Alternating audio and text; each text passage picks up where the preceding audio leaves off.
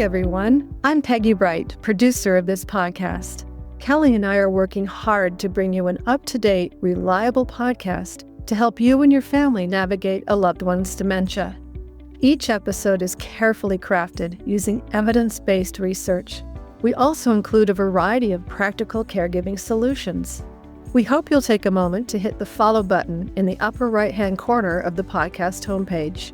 By following this podcast, you are helping us build a supportive community families can access anytime. Let's face dementia together, because no one should walk this journey alone. Thank you for choosing a balancing act. Welcome back, everyone. I'm Kelly Burtonshaw. Yep, it's summertime. And if your family's anything like mine, it's time for the family reunion. We all gather in the backyard, barbecue hot dogs and hamburgers, present our annual rave to Aunt Judy about her famous potato salad, and to just enjoy each other's company. It's a time when everyone slows down long enough to catch up. If you think about it, family reunions are really built around memories. That's how we stay connected with one another. So it shouldn't surprise us then that someone living with dementia can experience those same gatherings very differently. Families will say things like, Mom just wasn't herself this year, or Dad hardly said anything at all. And then they leave wondering if their loved one's dementia has suddenly taken a turn for the worse. Now, sometimes that's true, but more often than not, the gathering itself has simply become overwhelming. So today I want to talk about why that happens, why well-meaning questions can unintentionally put your loved one under enormous pressure, and how just a few simple changes in the way we start conversations can make family reunions feel much more relaxed and enjoyable for everyone.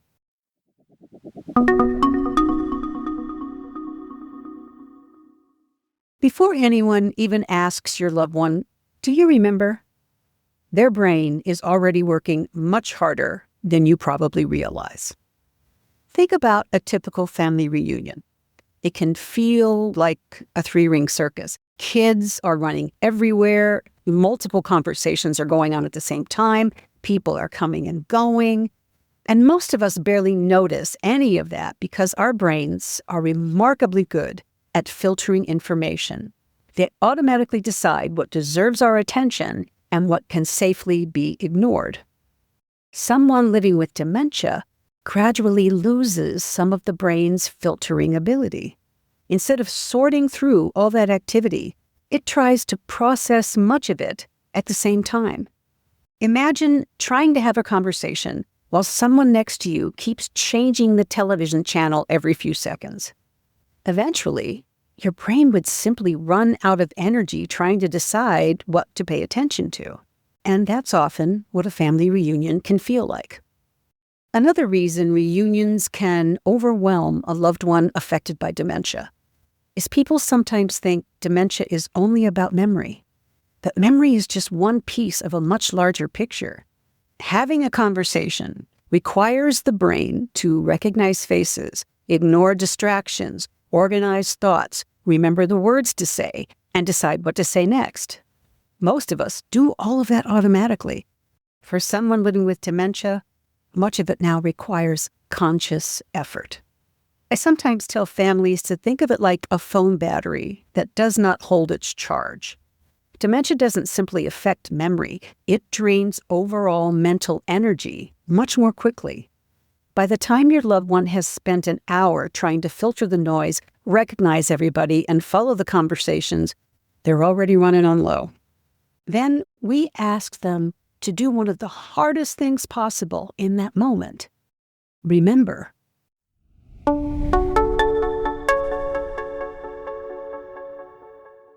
Before we continue, if you're finding this conversation helpful, I'd like to ask you for a small favor. Please take a moment to follow this podcast so you don't miss future episodes. It really helps move us up on the list of podcast options, and that way we can reach more families struggling with a loved one's dementia. You can also join the conversation on our Facebook page, where I share additional resources, updates, and support for families navigating dementia. You'll find the link in today's show notes. And if you'd like to support A Balancing Act through a donation, click on that Buy Me a Coffee link. You can also find that in today's show notes. Most importantly, I want to take this moment to thank you for spending time with me today and for being a part of this community. Now, let's get back to the episode.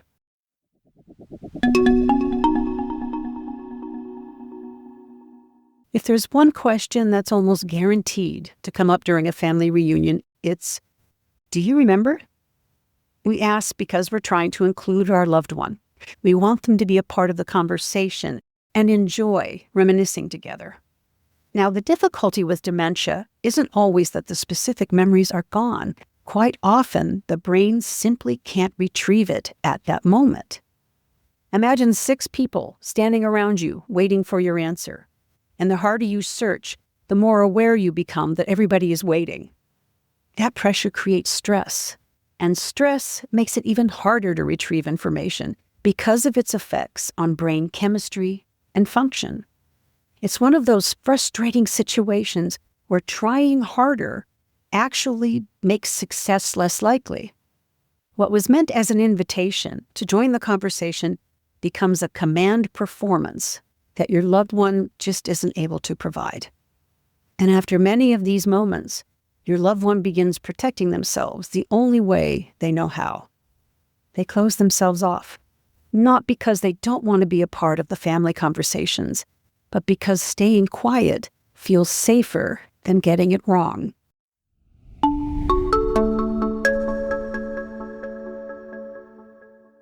Now that we have a better idea of what's happening, it's easy then to see why our first instinct is to help.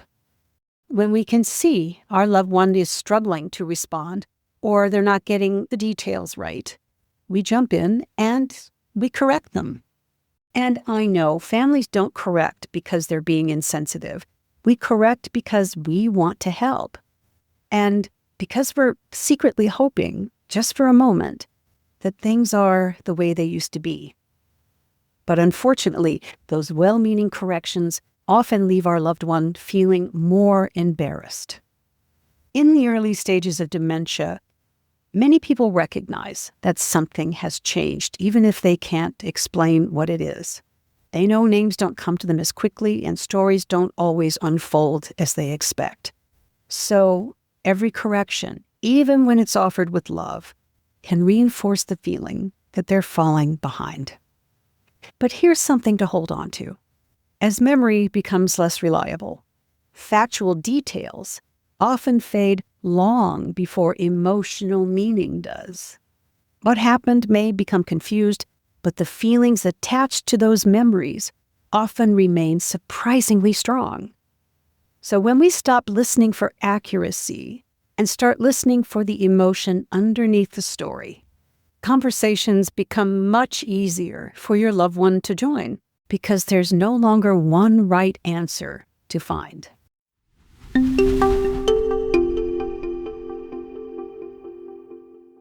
So what can we do differently? Here's a little adaptation I'd encourage every family to try at your next reunion. Replace the words, "Do you remember?" with, "I remember." Here's an example. Instead of, "Do you remember what happened every 4th of July?" Try, "I remember Grandpa burning the hamburgers every 4th of July." And simply tell the story. You've completely changed what you're asking your loved one to do. Instead of searching through years of memories while everyone is waiting for their answer, you've already provided the setting, the people, and the emotional context. You've given them a place to begin. Now they can simply listen, smile, add a detail if something comes to their mind, or just enjoy hearing the familiar story without feeling responsible for carrying the conversation. And here's something else I really hope you'll try: changing the pace of the conversation. It often takes much longer for someone with dementia to organize their thoughts. Most of us become uncomfortable with silence after only a few seconds. So we naturally jump in, finish the sentence, or move on. Increasing the amount of time that you wait for a loved one's response communicates something very important. It tells your loved one that you're not in a hurry and that you believe they still have something worth saying.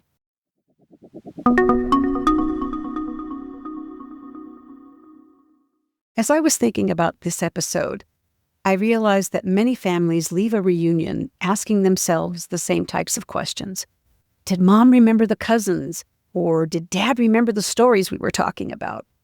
And those questions are understandable because memory is the change we worry about the most. But they're also measuring the very ability dementia is gradually taking away. Maybe there's a better way to think about it. When you drive home after the reunion, instead of asking how much your loved one remembered, ask yourself how they experienced the reunion. Did they smile? Did they laugh? Did they feel included? That's what a successful family gathering looks like.